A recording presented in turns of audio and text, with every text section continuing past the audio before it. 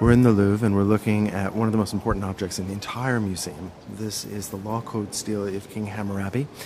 Hammurabi was a Babylonian king that is known for having created the most important set of legal codes from the ancient Near East.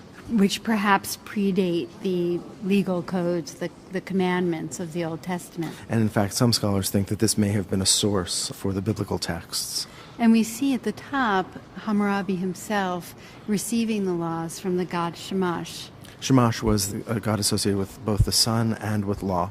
We can tell it's Shamash because of the horns that radiate from his helmet, from his cap, as well as the rays of light that come from his shoulders. But more important, he's seated on a throne, showing his authority, and his feet are on the mountains. That's right. Those scales represent the mountains from which the god emerges. Now, it's extraordinary because the king of Babylon, Hammurabi, is almost his equal, not quite his height, but he is addressing him directly. But he's standing. He is standing. And the god is seated. And he's receiving from the god both a ring and a scepter.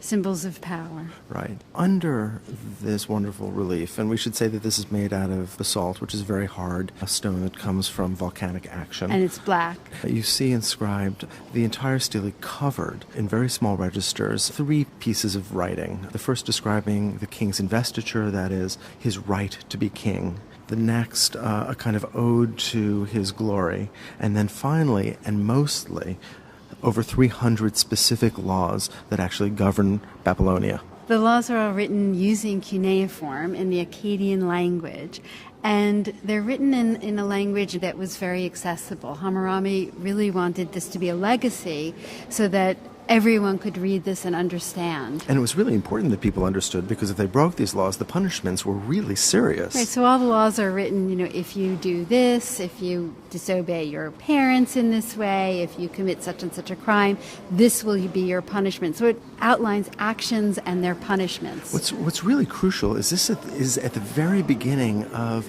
a tradition that we still hold on to today, which is to say that the laws are uniform and that there are specific guidelines, and it doesn't matter what your caste is, right? What your place in society is. This is the law.